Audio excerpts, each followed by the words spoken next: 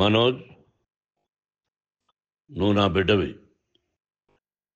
లక్ష్మీ ప్రసన్న, విష్ణువర్ధన్ బాబు, మనోజ్ కుమార్. నిన్ను ఎలా పెంచానురా నేను? అందరికంటే నిన్నే గారాభంగా పెంచానురా.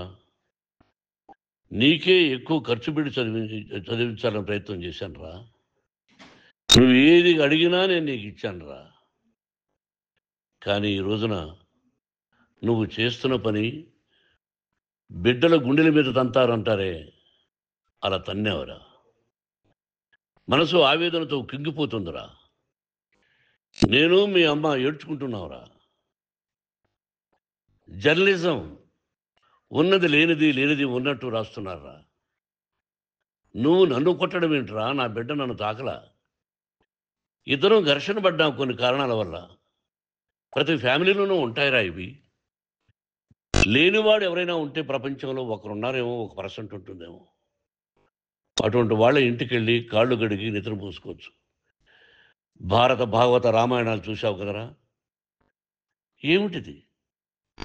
మీ అమ్మ ఎంత కుమిలిపోతుంది ఈ రోజున హాస్పిటల్ చేరింది. నీ వల్ల హాస్పిటల్ చేరుతాను.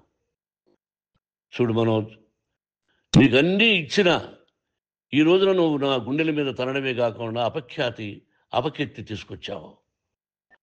ఏదేదో రాశావు, ఏదేదో చెప్తున్నావు.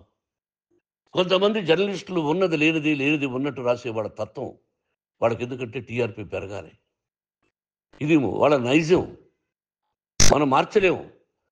వాళ్ళందరి మీద మన కోర్టుకు వెళ్ళలేము. వాక్ స్వాతంత్రం అంటారు, ప్రజాస్వామ్యం అంటారు. ప్రజాస్వామ్యంలో కూడా కొన్ని హద్దులు ఉన్నాయి.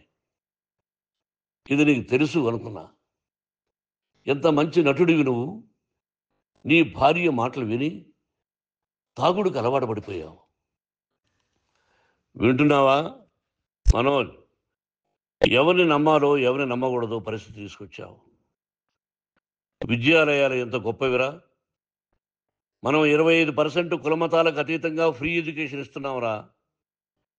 క్యాస్ట్ అనేది తీసేశాను రా 92లో ప్రాస్పెక్ట్స్లో. నువ్వు చదువుకున్నావురా. అక్కడ చదువుకున్న బిడ్డలు IAS, IPS అయ్యారా. ఎంతోమంది గొప్పవాళ్ళు అయ్యారా. నువ్వు నటుడుగా ఎంతో గొప్పవాడివి. తాగుడికి అలవాడబడి నువ్వు నీ భార్య ఇంట్లో బిహేవ్ చేస్తున్న విధానం ఆ భగవంతుడు సర్వేశ్వరుడు తెలుసు. భగవంతుడు చూస్తున్నాడు రా. నేను తప్పు చేసినా, నువ్వు తప్పు చేసినా, ఎవరు తప్పు చేసినా. ఎంత అవకాశం ఇచ్చావు మాట్లాడుకునేదానికి అందరికీ. ఇన్ని సంవత్సరాల్లో మన విద్యాలయాల్లో ఒక్క తల్లి కానీ ఒక తండ్రి కానీ ఏమైనా చెప్పారా? ఆ బిడ్డలు మన బిడ్డలు రా. మీరెంతో నాకు అక్కడ ఉన్నవాడు కూడా నా కూతుర్లు, నా కుమారులు. ఎంతమందికి ఫ్రీ ఎడ్యుకేషన్ ఇస్తున్నావు. వాడి దగ్గర ఏది ఆశించరా. నువ్వు ఎందుకు ఇలా తయారైపోయావు? ఎందుకు ఇంట్లో ఉండే పని వాళ్ళందరినీ కొడుతున్నావు? పనివాడు వాడు పని చేసుకోవడానికి మన ఇంటికి వచ్చాడు రా. ఆ పనివాడిని కొట్టడం చాలా మహాపాపంరా. నేను వేరురా. నేను దండించడం వేరురా. నేను ఎవరిని ఆ చిన్న చిన్న వాళ్ళని కొట్టి ఇచ్చేసి చేయలేదురా. సినిమా ఇండస్ట్రీలో మోహన్ బాబు కొడతాడు, తిడతాడు అంటే అది షూటింగ్లో జరిగి ఉండొచ్చేమో. కానీ ఇంట్లో ఉండి 10 సంవత్సరాల నుంచి 20 సంవత్సరాల నుంచి పనివాళ్ళు ఉన్నారు. నేను ఇంట్లో లేని సమయంలో వాళ్ళందరినీ కొట్టి వాళ్ళ ఫోన్ లాక్కొని ఒకడైతే చచ్చిపోవాలి, వాడు పోలీస్ కంప్లైంట్ ఇచ్చి ఉండొచ్చు. నేను వద్దు అని వాడిని బతిమాలాడు పోలీస్ కంప్లైంట్ కూడా ఇవ్వలా. ఇంకైనా నువ్వు నీ భార్య మారి బయట ఉండండి రా అన్నాను నేను. లేదు డాడీ, తప్పు చేయలేని ఒకసారి వచ్చావు, మళ్ళీ తప్పు చేశావు, మళ్ళీ వెళ్ళావు, మళ్ళీ ఈసారి తప్పు చేయనన్నావు. ఏమండి వీడు తప్పు చేయడం అని మీ అమ్మ చెప్పింది. ఇంట్లో పెట్టుకున్నా. మళ్ళీ నువ్వు చేస్తున్నది, ప్రతిరోజు నువ్వు తాగుతున్న విధానం నీకే తెలుసు. ఇది ప్రజలు నమ్ముతారా లేదా అనవసరం నాకు. నేను నీకు చెప్తున్నా, ఇంతటితో పులి స్టాప్ పెట్టాలి. 3 రోజుల నుంచి రకరకాలుగా రాస్తున్నప్పుడు నా మనసు ఆవేదనతో ఉంది. మళ్ళీ చెప్తున్నా, Mohan Babu university is greater than temples. Greater than temples. బిడ్డలను కాలేజీలో చేర్చుకునే ముందు చెప్తారు, అన్నయ్య ఎంత ఉంది యూనివర్సిటీ రూల్స్, ఇది మా పద్ధతి, మీకు ఇష్టమైతే చేర్చండి. గవర్నమెంట్ బిడ్డలని గవర్నమెంట్ ఏమిస్తుందో ఇంత పర్సంటేజీ, వాళ్ళకు కూడా మీ దగ్గర ఎందుకు డబ్బు తీసుకుంటున్నామంటే దానికి అర్థం పరమార్థం చెప్పాము. దొంగతనంగా తీసుకోలేదు. ప్రతి దానికి చెక్కులు ఉన్నాయి. అది అకౌంట్ ఉంది. దానిలో తప్పులు జరిగితే డిపార్ట్మెంట్ ఉంది. కాలేజీలో ఇంకేమైనా తప్పు జరిగితే గవర్నమెంట్ ఉంది. ఇవన్నీ నీకు తెలుసు. ఈ రోజున ప్రపంచంలోనే నంబర్ 1గా చేయాలని మీ అన్న కష్టపడి ఇతర దేశాల్లో నంబర్ 1 యూనివర్సిటీ టైఅప్ చేశాడు. ఈ రోజు నువ్వు చేసిన విధానం ఏమిటి? నువ్వే ఒకప్పుడు నాకు ఇవి ఏమొద్దు నేను యాక్టింగ్ అన్నావు.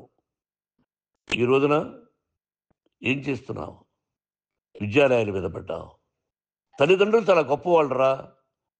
కొంతమందికి డబ్బు కట్టలేకపోవచ్చు. కట్టని వాళ్ళకు కొంత సహాయం చేసాం. అంతా సహాయం చేయలేము. బ్యాంకుల్లో డబ్బు కట్టాలి. లెక్చరర్స్కి డబ్బులు ఇవ్వాలి. యూనివర్సిటీ బ్రహ్మాండంగా నడపాలంటే మంచి లెక్చరర్స్ కావాలి. ఇవన్నీ తెలిసి చేస్తున్నావురా 32, 33 సంవత్సరాల నుంచి.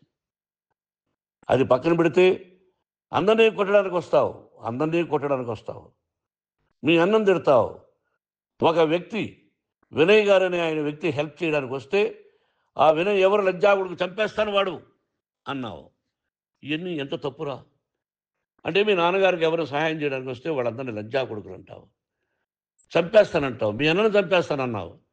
చంపరా చూద్దాం మీ అన్న నేనే అన్నా. తాకరా నీ ధైర్యం ఉంటే అన్నా. ఎంతమందిని చంపాలనుకుంటున్నావు? ఎంతమందిని చేయాలనుకుంటున్నావు? నువ్వు ఏం సాధించాలనుకుంటున్నావు?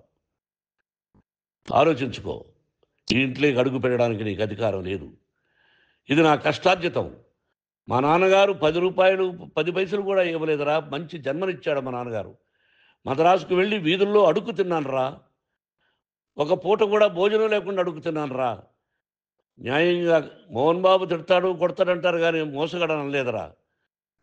నీట్ పార్లమెంటేరియన్గా బయట వచ్చాను రా. నువ్వు నా పరువు ప్రఖ్యాతులు మంట కలిపావు.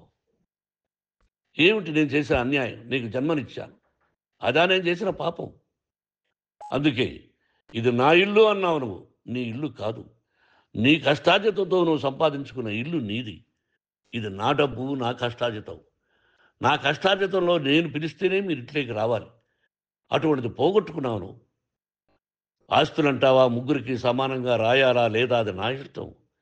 ఆస్తులు ఇస్తానా, లేకపోతే గంగపాలు చేస్తానా, లేకపోతే ఎవరికైనా దానధర్మాలు చేస్తానా, అది నాకు సంబంధించిందిరా.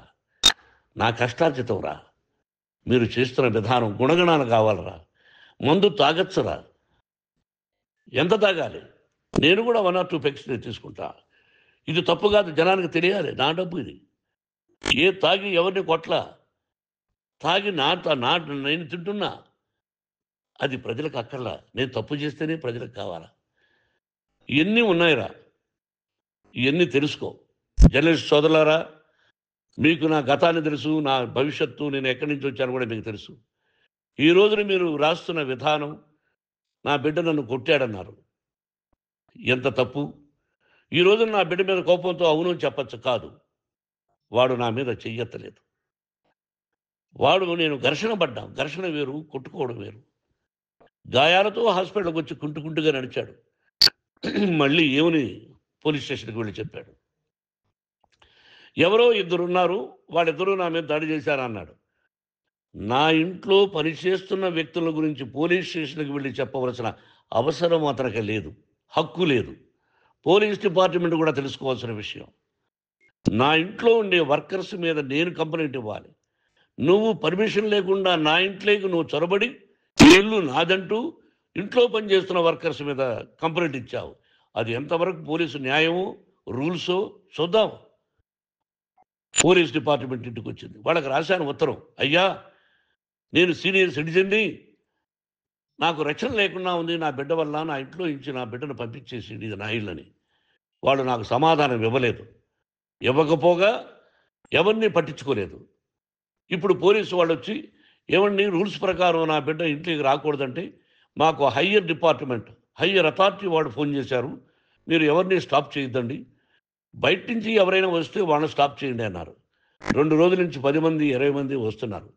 వాళ్ళు అలా చూస్తూ నిలబడ్డారు. వాళ్ళు ఫోటోలు తీసుకున్నారు. వాళ్ళ మీద మళ్ళీ వదిలేస్తున్నారు. ఎవరిని నిందించాలి? But I give respect to the police department.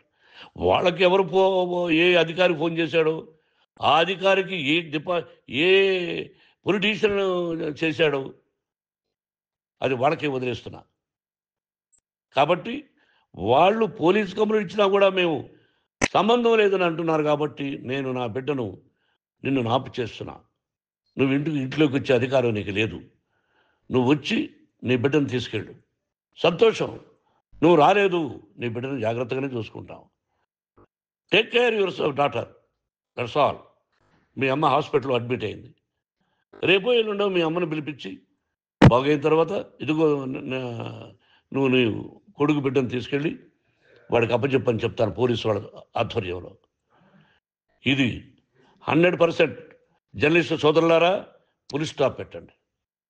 మీకు కుటుంబాలు ఉన్నాయి, మీ యజమానులకు కుటుంబాలు ఉన్నాయి. మీ కుటుంబాల విషయాలు, మీ యజమానుల కుటుంబాల విషయాలు మేము ఎవరు జోక్యం కలుగు చేసుకోవాలా. మేము నటీనటులం. మాది తప్పుంటే నటుడుగా నన్ను ఫెయిల్యూర్ అని రాయండి, నా నటన బాగలేకపోతే రాయండి. బట్ ఇంటి లోపల సందులో నుంచి చూస్తూ తప్పు చేస్తున్నామని ఉన్నది లేనిది లేనిది ఉన్నట్టు రాయకండి. మీకు నా హృదయపూర్వక నమస్కారాలు. ఇన్ని రోజులు హృదయపూర్వకంగా ఎంకరేజ్మెంట్ చేశారు. ఆ ఎంకరేజ్మెంట్కు నమస్కారం చేసుకుంటూ I love you all. I love you police department. మీరు న్యాయంగా ధర్మంగా నడుచుకోండి, ఎవరికి తొత్తుల్లాగా ఉండొద్దండి అని మనవి చేసుకుంటూ నేను సెలవు తీసుకుంటాను. Thank you very much for all the journalist. ఇక్కడ ఫుల్ స్టాప్ పెట్టండి, ఫుల్ స్టాప్ పెట్టండి. Thank you very much. మరిన్ని అప్డేట్స్ కోసం మా ఛానల్ని సబ్స్క్రైబ్ చేయండి. ధన్యవాదాలు.